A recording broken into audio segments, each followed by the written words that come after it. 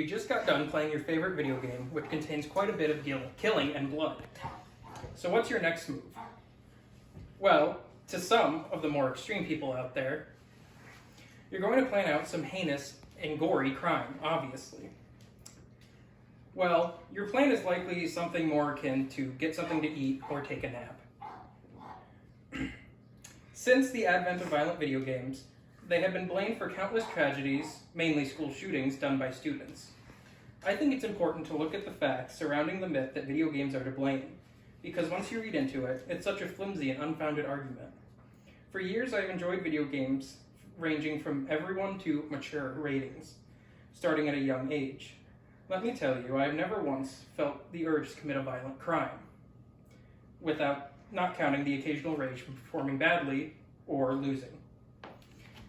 In this speech, we will look at some infamous video game controversies, studies that disprove the myth, and the fact that video games are good for the mind. To begin, let's look at some well-known video game controversies. One of the first well-known cases followed the tragedy of the Columbine High School shooting on April 20th, 1999. Although this massacre needs little introduction, briefly summarized, this was when two 12th grade students opened fire in their school, killing 12 students and a teacher. Amidst trying to figure out what would cause two high school students to commit such an atrocity, it was brought to the public's attention that both students were avid fans of video games, and more specifically, the game Doom. With Doom being a well-known, extremely graphic game for the time, many decided this must be the cause for the violence. Families of the victims attempted to sue over a dozen gaming companies, according to an article by scientificamerica.com, claiming these types of games desensitize the shooters to violence. However, the judge dismissed each lawsuit. With all of this in play and in the public eye, the discussion of video game violence bleeding into the real world began. And to this day, many debate how much Doom played into this tragedy. Next, we will look at the deadliest event in Norway since World War II, the terrorist attack by Anders Breivik in July of 2011. Right-wing extremist Norwegian politician Anders Breivik would massacre 77 people and injure 300 more by setting off a car bomb in Oslo near several government buildings and then going on to attack a summer camp run by a Norwegian political party containing mostly teenagers. Though it seemed clear to most that his motives were strictly political, many still tried to point the finger at video games, when it was discovered that he was an avid fan of hit series Call of Duty. It was even claimed in a police interview that he used an iron sight in the game to practice shooting for the camp massacre part of his plan. However, it was hard to place video games at the blame since, as previously stated, his motives were strictly political and his manifesto backed up this fact. Now that we've looked at two well-known controversies, let's look at the studies that show little to no evidence between video games and real-life violence. Over the years, many studies have been conducted to look at the possible connection between video... I messed up a little bit, but we're going to keep going. This is Breivik, and that is the explosion caused by the car bomb. But we're going to keep going. Over the years, many studies have been conducted to look at the possible connection between video games and violence. And despite what many news outlets and individuals believed, there's little proof to support the myth. One Harvard article from 2010 cites a paper by Dr. Christopher Ferguson, a psychology professor at Texas A&M University. In this paper, Dr. Ferguson argues that many studies focus too much on certain criteria to measure aggression that don't correlate to real-world violence. Even more importantly, these methods don't show cause and effect.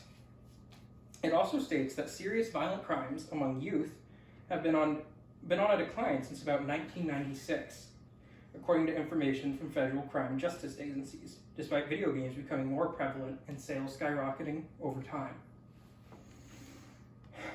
Other researchers have looked at the correlation between video games and school shootings.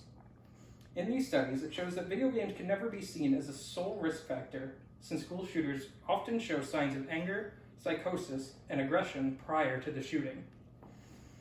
In another article by Oxford University in 2019, it provides further evidence against the negative. In these studies of over 2,000 kids, unlike many previous ones, it uses information from the kids' parents to measure aggression rather than directly from the kids. The findings of this study claim that despite interest in the topic by parents and policymakers, the research has not demonstrated that there is cause for concern. Going on later to say, our findings suggest that research bias might have influenced previous studies on the topic and have distorted our understanding of the effect of video games. Now that we've looked at the facts disproving that video games cause real-life violence, let's conclude by looking at how video games can positively affect children. With questions being raised about the effect of video games on young minds, many have wondered about the positives. In an article by FullerYouthInstitute.org, it states that video games cover 3 basic psychological needs for young people: competence, autonomy, and relatedness. For competence, video games help improve such things as hand-eye coordination, complex problem solving, memory, and the ability to pay attention longer.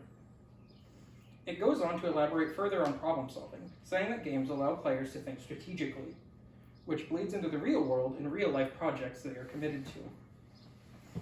Next up for autonomy, saying that games allow kids to have a safe and fun method to attempt and fail challenges, which can develop self-motivation. Furthermore, games offer a sense of accomplishment through something they did all on their own and of their own volition. Not to mention, a game can be saved and quit at any time, allowing for kids to pace themselves. Finally, for relatedness, games that offer multiplayer allow for kids to strengthen and develop their social skills. The article further states, cooperating together to defeat a common enemy, real or imagined, can strengthen social bonds among groups of gamers. It's even shown that some gamers walk away with a favorable image of each other. And all of this is true, whether the people in question know each other personally or not. It should be said, however, that online social interaction should not replace other, more personal forms of social interaction that can be unhealthy. To conclude, we have now looked at infamous video game controversies, studies that show that video games don't lead to violence, and studies that show that they can have the opposite effect. I believe it is important to understand the facts here, especially for parents, to see that video games can be a healthy pastime for their kids. Because I know from personal experience that these games can be an amazing outlet for creativity and enjoyment. To completely write them off as bringers of violence and evil is unfounded and closed-minded. Video games continue to grow and evolve as time goes on, and is now cemented as a mainstay in the world of entertainment media. Rather than shun it, embracing it with some moderation and self-restraint, I believe can lead to some great memories and growth for many, rather than the next school shooting.